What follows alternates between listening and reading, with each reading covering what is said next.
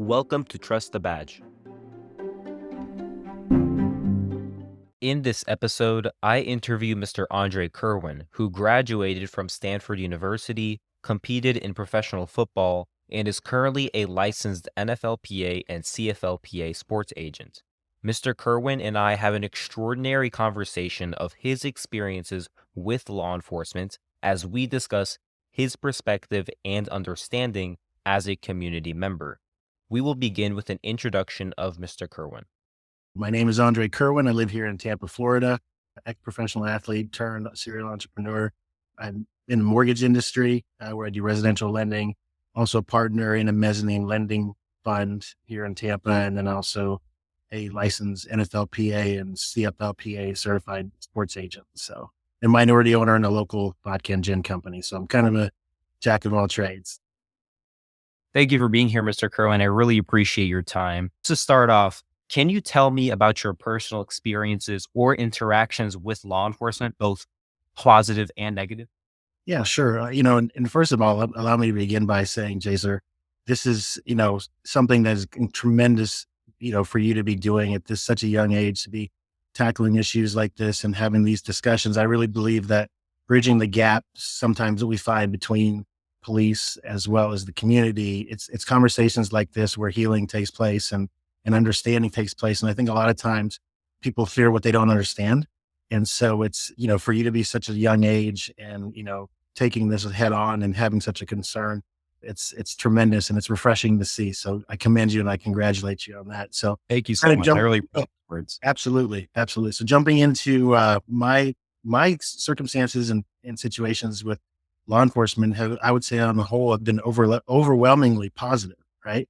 I've got a lot of friends that are at all different levels of police force here, as well as in Canada, actually across the world. Deputy chief of the Tampa Police Department, Calvin Johnson's a dear friend of mine. Chad Chronister, he was the head sheriff here in Hillsborough County in Tampa, is a dear friend of mine. And I've got nothing but besides positive to say on police force as a whole. So a lot of the interactions that I've had from while I was playing professionally, even in the collegiate level, doing a lot of different social engagements, as well as charity events where you're supporting law enforcement and officers, fallen officers, doing speaking engagements alongside, police officers. I've spoken at detention centers, prisons during my playing days. So a lot of it has been overwhelmingly positive. A couple of different times where I've had, first of all, I've never been arrested, never been seen in the back of a police car or a cell. And I want to keep it that way. I just try to live my life in a way that no one's ever going to knock on my door and say, "Sir, can you come with me?" I think that's very important. And I think, a lot of times, on the whole, people are good. I want to believe in the positive nature of people, but unfortunately there's people out there that just, can't seem to get it straight and stay on the straight and narrow. And the recidivism is just, a part of their nature. So there has to be some police force out there that's instituting justice. For me, a couple of different situations that I've had personally with police where there were some misunderstandings. I can think of one time I was here in Tampa. My girlfriend and I at the time had gone out. It was late. We're driving home. And I just pulled out and I wasn't speeding. I wasn't doing anything wrong. I pulled out of a restaurant parking lot. And within seconds, there was like a dark, unidentified vehicle behind me. And next thing you know, some lights went on. I was like, I was an undercover cop.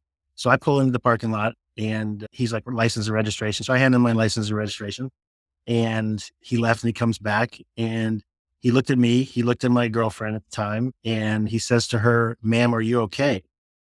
And as soon as he said that, I kind of had a feeling I knew where it was headed, but she was just like, "Why would you assume that I'm not?"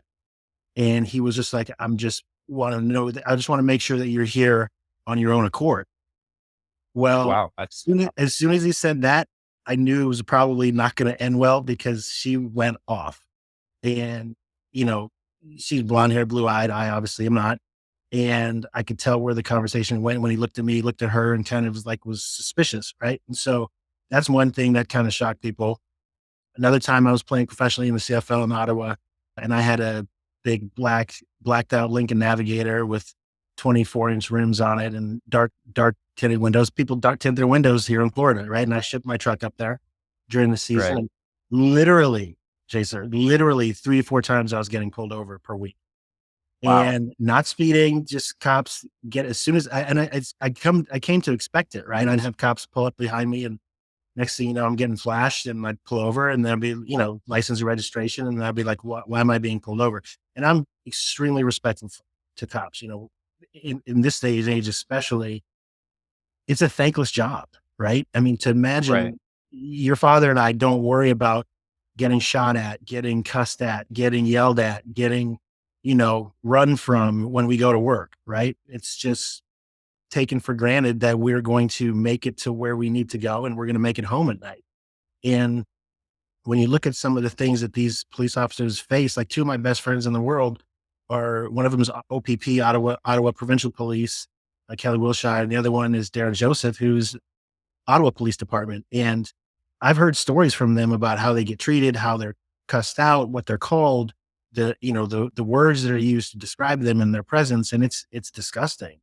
And to constantly be under that barrage, to think that any interaction you have could be your last, it's terrifying, And so I get it, and I think that's where a lot of this misunderstanding between the citizens and the police comes up, because you fear what you don't understand.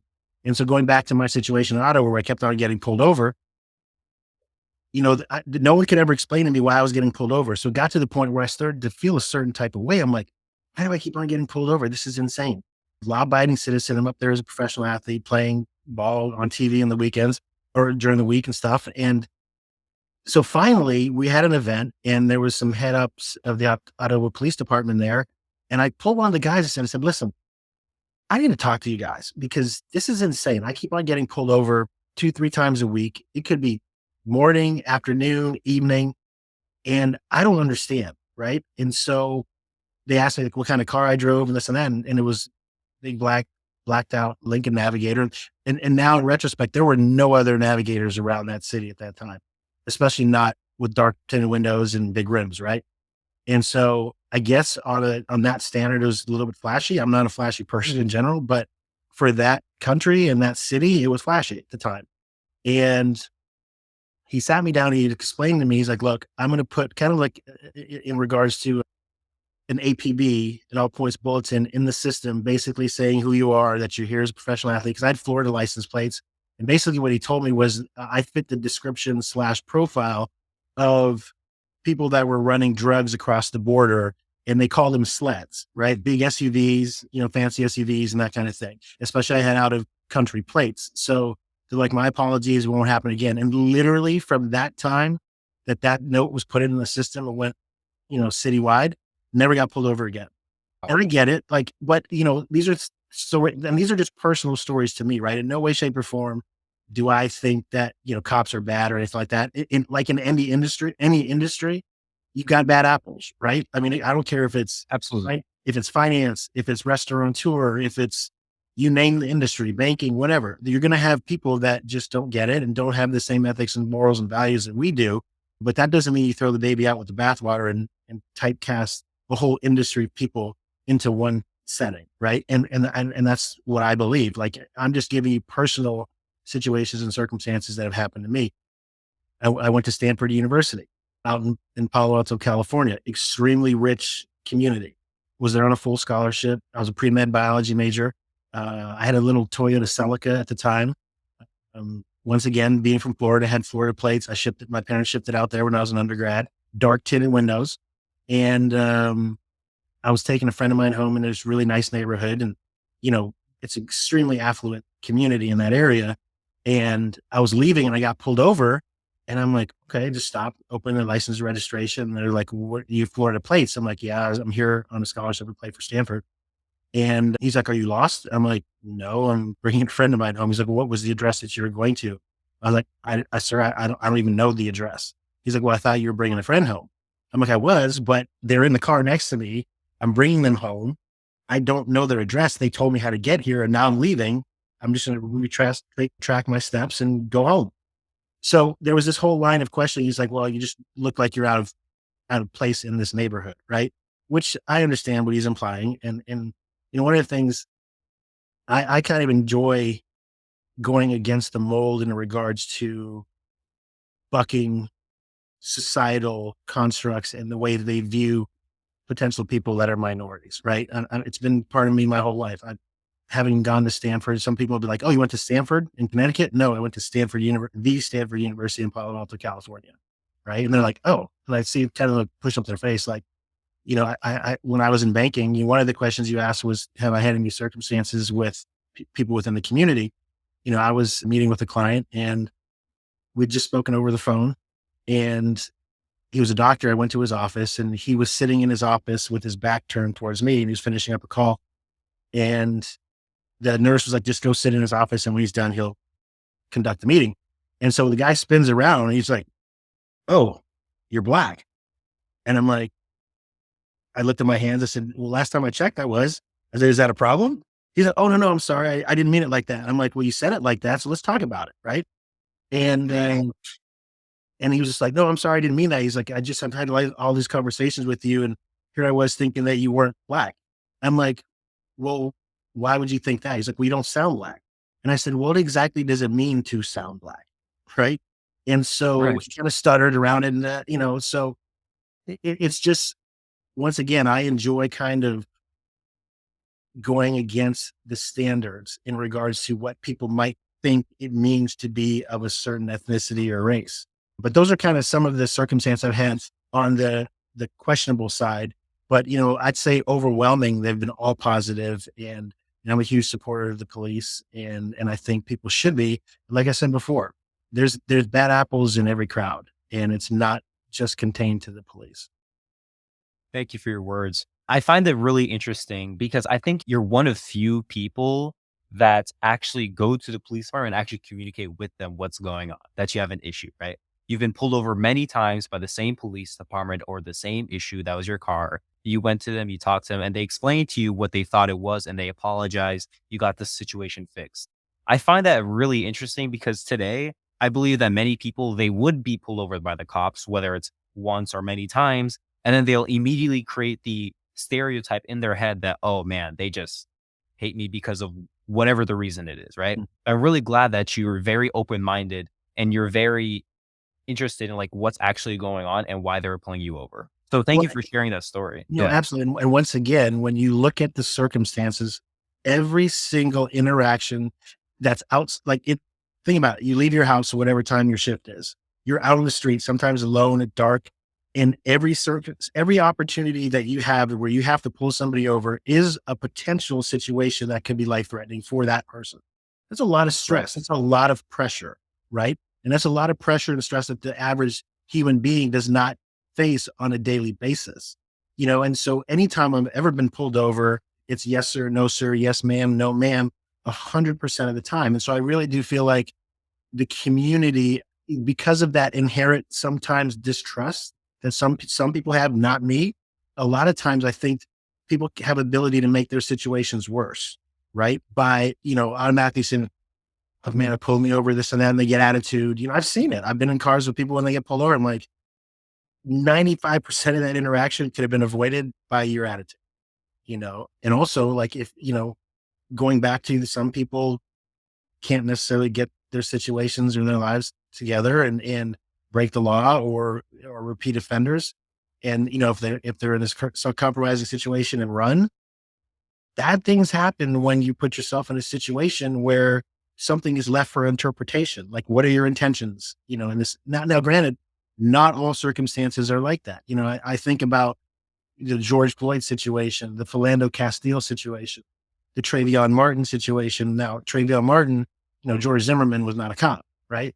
But for example, when the Philando Castile thing happened and the George Floyd thing happened, I've got two things to say on that. First and foremost was after the Philando Castile situation happened, where he told the cop that he's like, "Hey, I'm a licensed concealed weapons permit carrier, and I have a gun in the car." And the cop asked him to get his license and registration. He was going to reach for something. He's like, "Don't reach, don't reach," but he's going to get something. I've told my parents numerous times, "Look, I don't care what neighborhood I'm in. I don't care what the circumstances are. When I get pulled over, I kind of feel like I want to roll my window down, put my hands out the window, leave my keys in my hand and just ask to be detained, right? Like I would like to be handcuffed because I don't want any misinterpretation for anything that I might reach for to be misconstrued.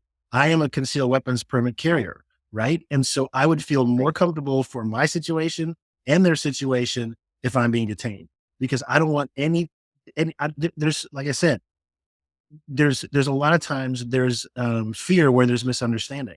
And so I want to do everything in my power to make sure that there's no misunderstandings, because I keep my registration in my glove compartment. Sometimes my wallet's in my console, right? And so I don't want there to be any type of misinterpretation where something escalates. It's like, oh, I thought he was reaching for something. No, I'm reaching for what you asked me for. So here, put them on me. Let me step out of the car, and you can do whatever you want, because I just remove any potential for error, because it's a high pressure situation, depending on the Absolutely. circumstances. Yeah. I'm really glad that you realize that that's a situation today. And of course, the last thing you want is to escalate a situation with an officer. That could go really badly, especially if you don't know where you are, what the officers are like. I really understand that you have a good trust with law enforcement. You understand that yes, there are bad apples. However, what do you believe are the biggest barriers to trust between the community and law enforcement? Let's say in our area. So, one of my previous neighbors is a Caucasian police officer, and when he was starting with the police department detachment he was with, he was in the inner city. And we're talking about, race relations. And this was at the height of the boiling point in this country of race relations. And he said, Andre, a lot of times when I drive in the neighborhood in my police car, people scatter, right? And no matter how pure my intentions are, even if I'm just patrolling a neighborhood, people scatter and kind of look at me like I'm the enemy. And I think bridging those gaps, one conversation at a time, and it starts with education. During the George Floyd case, well, actually, before they got to a case, before there were any arrests, there was a boiling point in this country. There were riots all across the country. To me, rioting is never the answer, but there were riots all over the country. And I know some stuff happened here in Tampa, and I was called by numerous community leaders about putting together a task force led by community, members of the community, to try to intervene. Right. So you asked me, what do I think is the answer? Defunding the police? Absolutely not. And I know we're going to get to that, but I really feel like there should be some community liaisons where here's where to me, the distrust comes.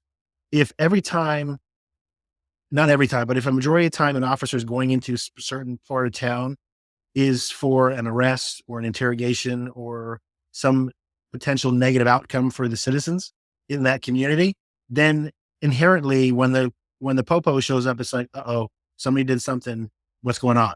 Right. And I think there needs to be, like, for example, my friend Calvin Johnson, who's African American, he does different community outreach programs. All of these police detachments do amazing community outreach programs. And I think it's consistency, showing up, being there at times when it's just to go shoot hoops, or, do a barbecue. And when I was contacted by different city leaders about doing this, like an intervention, like a community type citizen intervention during these highly volatile times, it was more about getting the community together and having a group where if something happens and there is a George Floyd-esque situation here in our community, that community group is activated to go into different communities and say, hey, look, they're looking into it. This is what happened. These are the circumstances. We're praying for a good outcome. Hopefully it's not, nothing foul play, but stay calm. We're going to get to the bottom of this and really have that day-to-day rapport where it's not just in a time of crisis, all of a sudden, everything goes AWOL.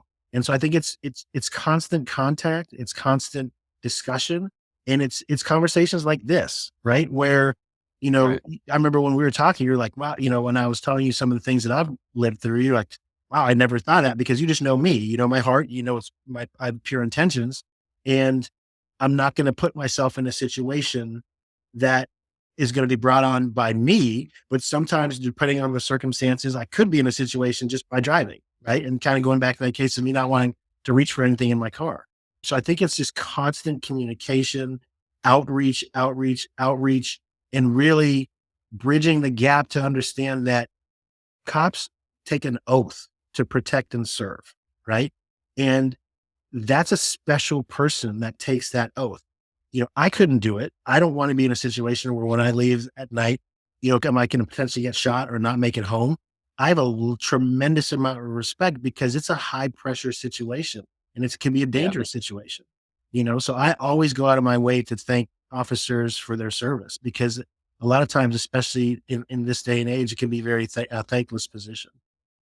Thank you. Yeah, that's actually I want to mention that real quick because in today's world, especially, I don't see many, I guess, as frequent thank yous. And it's not a thing that everyone should do. It's not everything that everyone has to do. But it's always good to just go out and if you see a police officer, just say thank you. Just appreciate them for what they're doing because right now, police recruitment and retention is at a very low point in many big cities.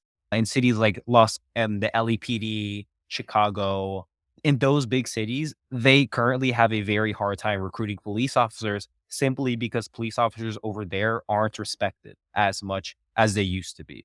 So, thank you for doing that. It's just a really good thing. It's a really good habit to have as well.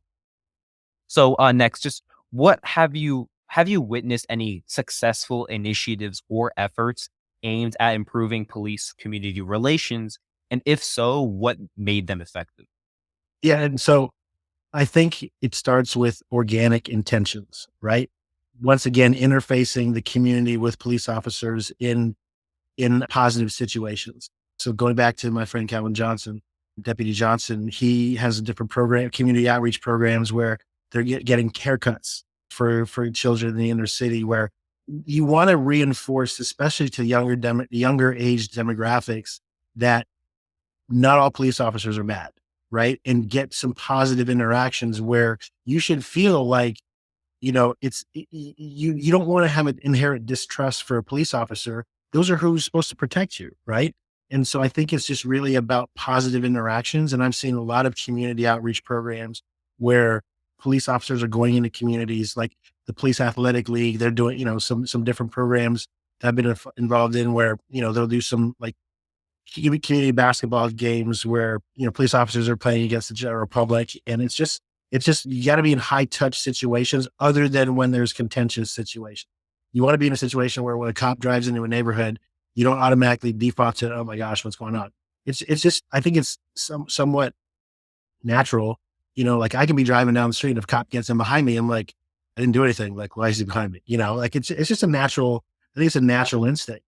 So I always try to wave at cops and that kind of thing and support them because, especially I've got some very dear friends that are police officers at all different levels. And I hear the stories and I hear the disrespect. I've heard of the name calling. I've heard of the dangerous situations, where people pull weapons on them and fight back.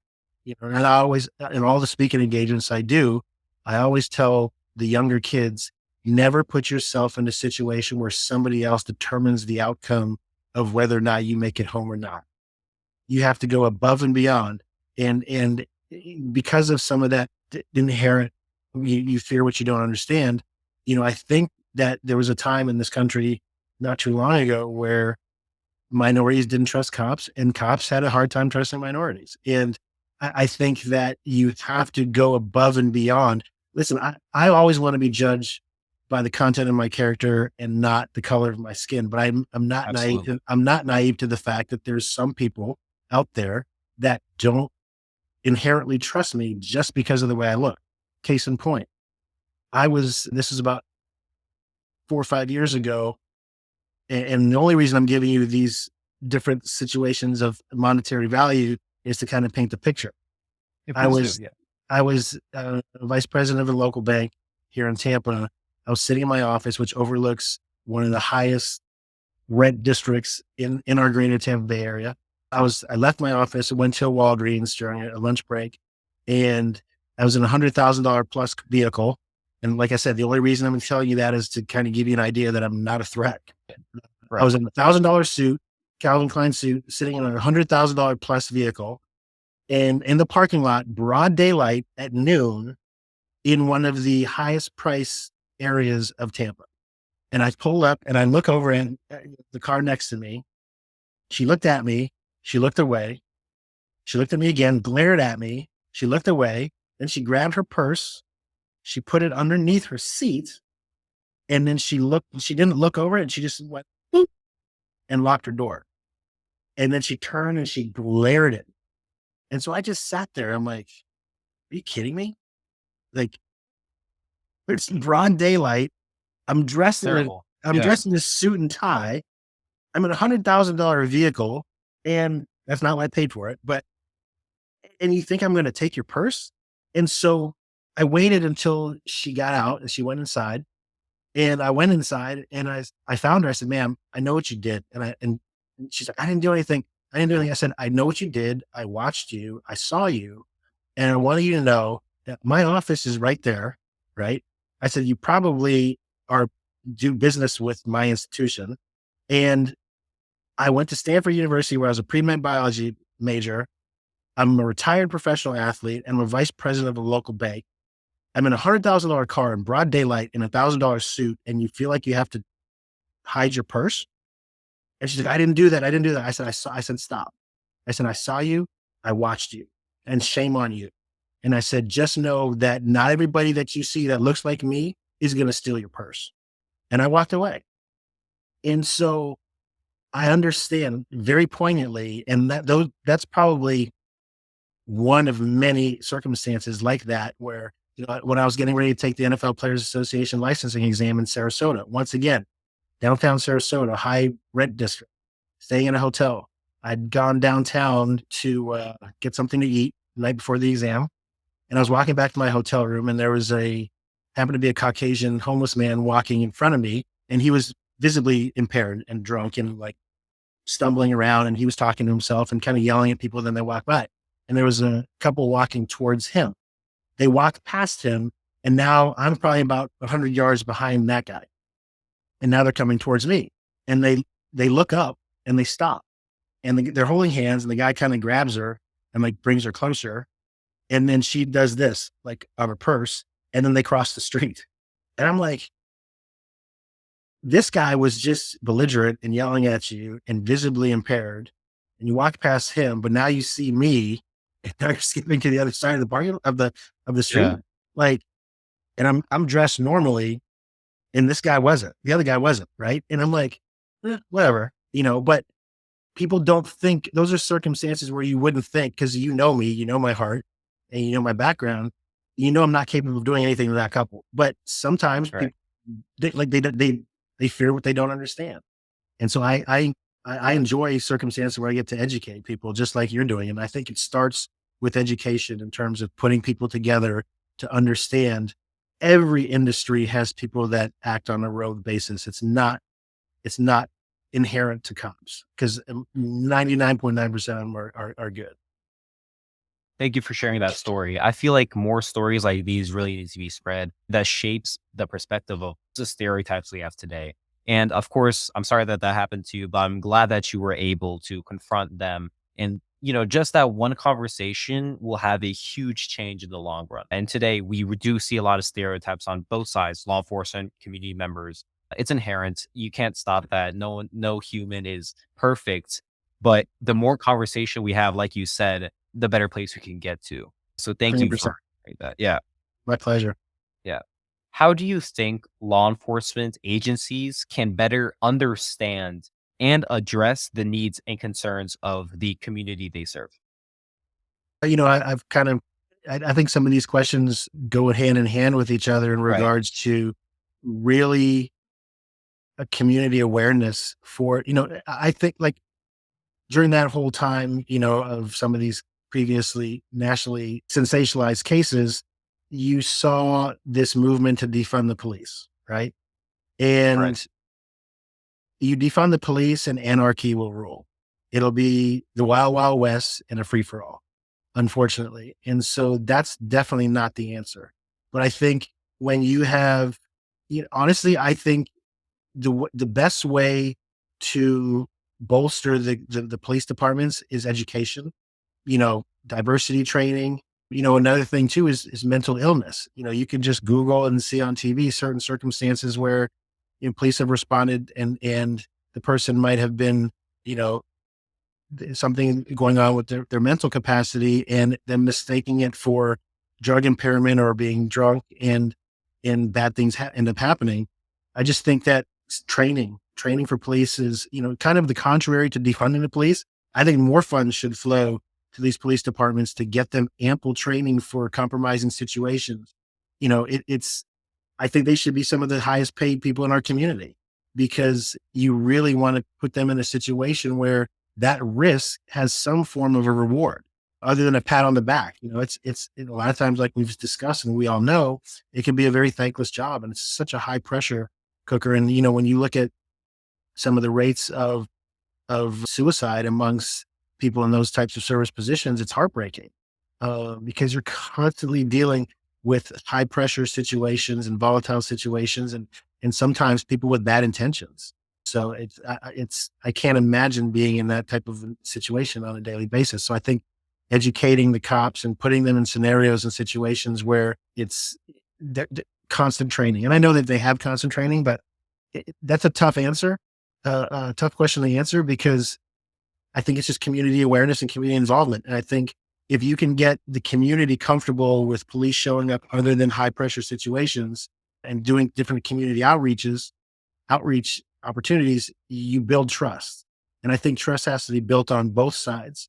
And there again, I think the citizens can do a lot by not overreacting when you are pulled over, or in a situation with a police officer. Give them the respect that, hey, look, every interaction I have with a police officer, if I'm pulled over, I go into it thinking they don't know me, they don't know where I'm from, they don't know my heart, they don't know my intentions, right? And so I have to act accordingly, or else anybody can find themselves in a contentious situation.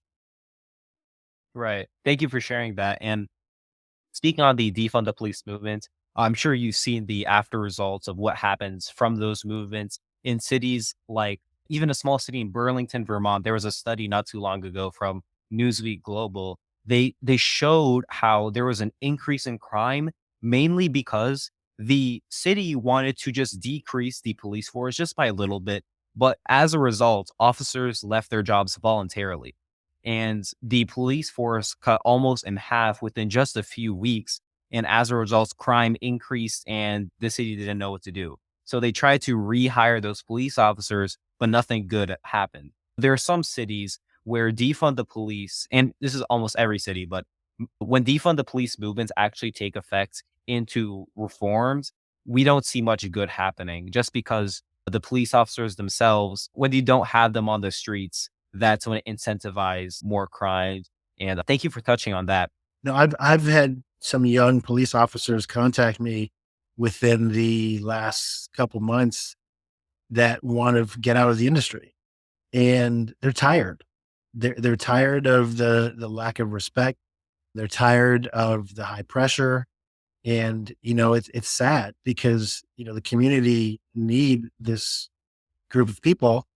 And like I said before, it can be a very thankless job, and when you're constantly you know viewed or potentially looked at as the enemy when you're trying to be the solution, it can get frustrating. I can totally understand that. Right. But defunding the police to me is not the answer. If anything, more funding, more training, more awareness, more diversity training, more diversity amongst the police staffs. I think it's important. Mayor Castor here in Tampa is a friend of mine, and she was previously in TPD. And there's just so many people near and dear to me that are take that oath to protect and serve, and it's sad. But there again, like there's some other people that have been on the other side of it that are facing circumstances that they didn't deserve or bring on themselves because of rogue cops, corrupt cops, and I get it. But like I said before, you can't throw the baby out with the bathwater. It's in every industry. You already answered the question that yes, I guess police officers should be paid more. I was going to ask you, should there be more funding for law enforcement? But I guess just to cover that topic, I would just say that if you have more funding for law enforcement, I think focusing that on training and I guess bias training as well would actually help them because in today's world, we do see a lot of police officers stereotype and have biases, which we do understand. We've talked about this, but if we have more training that will teach them how to respond appropriately and have good conversation and good connections with the community without any problems, then that'll be really good for sure. No, Um, absolutely. I agree. And, there was some, if you look at some of the, and there what some people that I want to actually introduce you to are some local attorneys here that are criminal defense attorneys, some friends of mine, some old clients. And we've had numerous conversations, and some of them Hispanic, some of them Caucasian, some of them African American. And we've had conversations in the past about some disparate treatment and sentencing amongst minorities and that kind of thing. And this is, I'm not an attorney, so I don't know all this stuff. I've done some research on it, having had some of these conversations. And, when you look at some of the numbers in regards to, some of the like, for example, let's take crack and powder cocaine, right? Crack cocaine is typically considered a drug of poverty. Um, Powder cocaine is considered a drug of influence, right? More white collar. And if you look at some of the sentencing laws, back in the 1986 and then 2010, there were some reforms. There were 100%. This is called the 100-to-1 ratio, and the mandatory sentence for crack cocaine was 10 years for anyone caught with 50 milligrams, which is equivalent to about the size of a candy bar.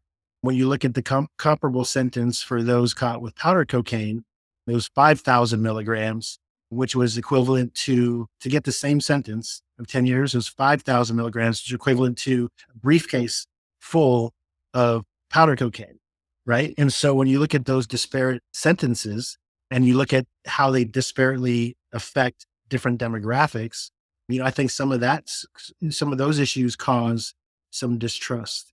But a lot of those things were, they started to realize it and rectify those. And there's some countermeasures taken to kind of level those playing fields. But I think this is a complex situation, and I don't think there's any one answer. Unfortunately, the Bible says we're all born with an inherently evil and wicked nature. And, there's forces of evil out there, and we've got to combat them every day. And it's sad because those police are on the front lines of that and they deal with it on a daily basis. Whereas you and I just, we touch it very seldom, but they're living it and they're sleeping it, eating it and breathing it every day.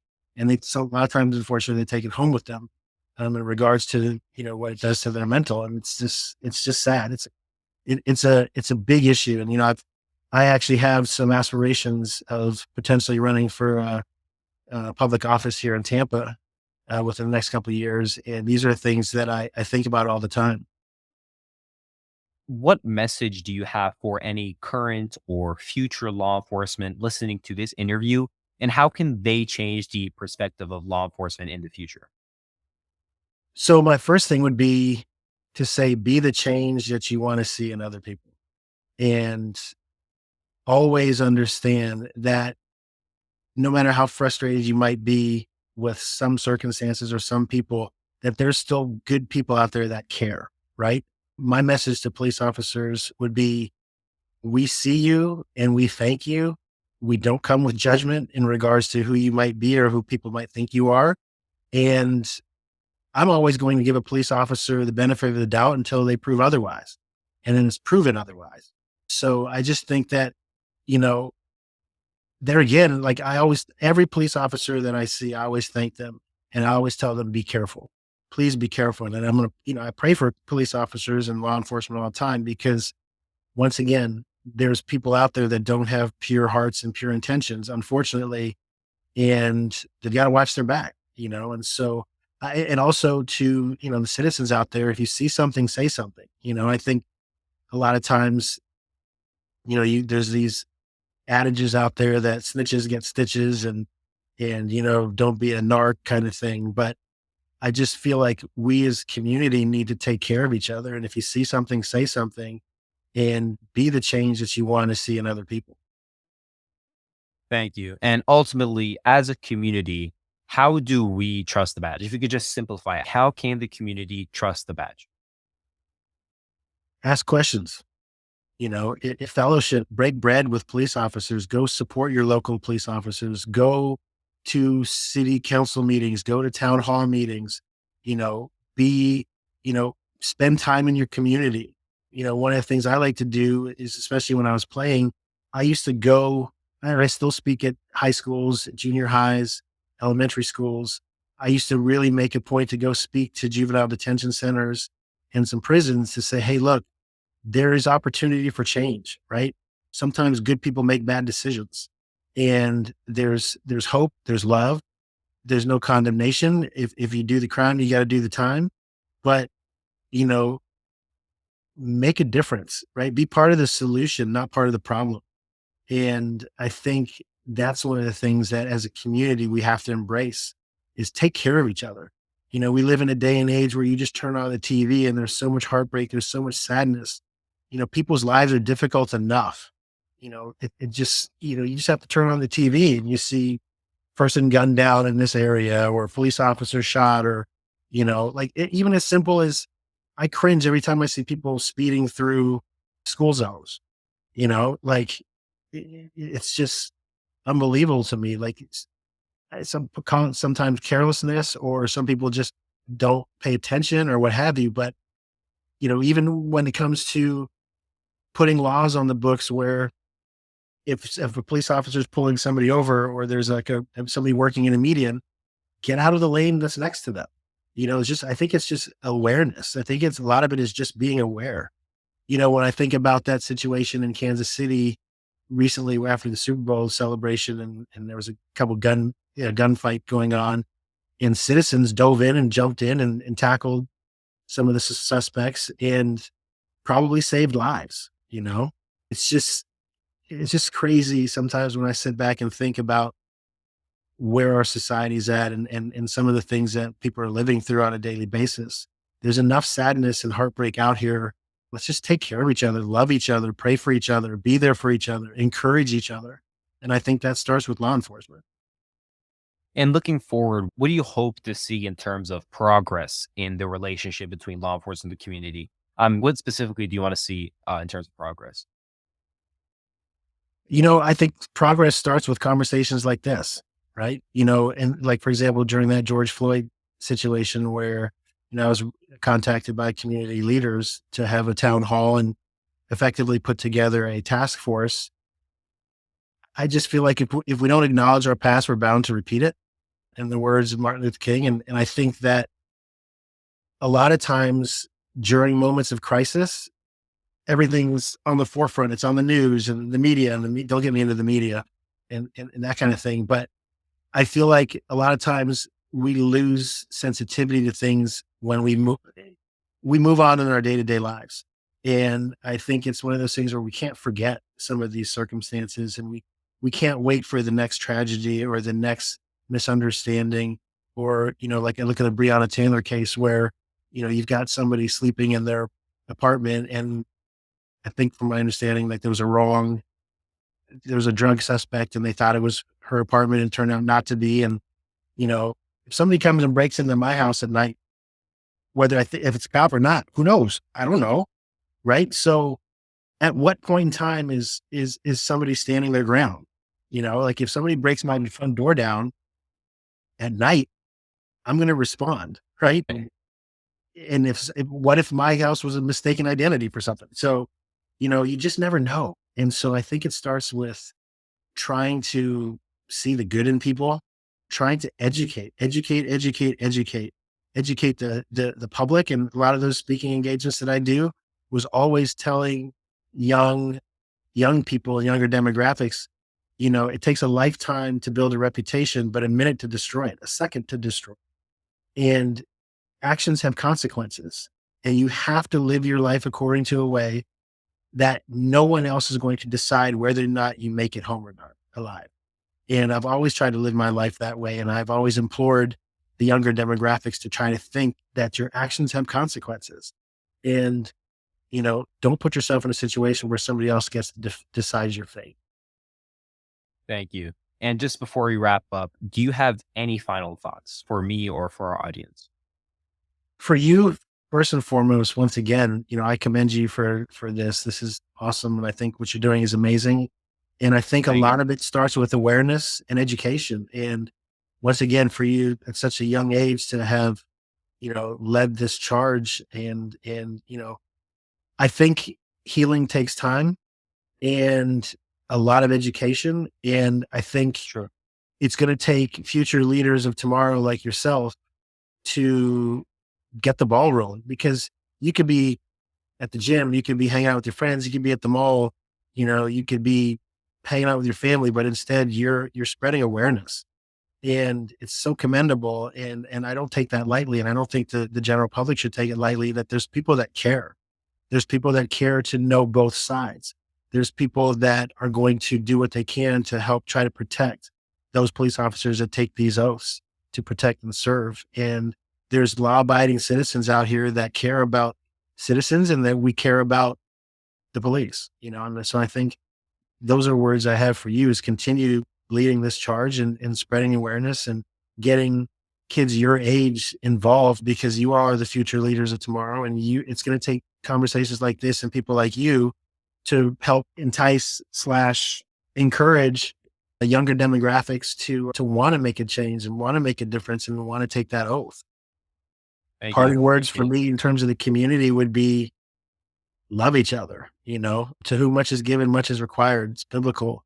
And, I just always try to, I was very fortunate and blessed, the family I've come from, and that it's been a household of unconditional love and respect and honesty and truth. And I feel like, we're in a society where some of those virtues have been lost. And I think there's somewhat of a premium and glorification on the wrong things. And I think we need to get back to traditional values and just respecting each other and honoring each other. And, the golden rule, do unto others what you have others do unto you. I think we've gotten away from a lot of that. So I think it's important to be having these conversations. So thank you. And thank you for the opportunity. Of course, I really appreciate your time. You're actually my first interview in terms of a community member that's not related to law enforcement or has any connections to law enforcement or politics. You're just an ordinary community member who wants to speak on my podcast, and you shared amazing stories. Thank you so much for your time. I'm sure the audience and listeners will really take into account what you had to say today. Thank you so much. You're very welcome. And there's some community leaders here in Tampa and some local attorneys I'd love to try to plug you into so they can get on your podcast as well. So keep up the great work. Proud of you. Thank you. I really appreciate it. Always here if you need anything. Feel free to call. Thank you. Have a good day. Yeah, you too. Thank you for listening to this episode of Trust the Badge.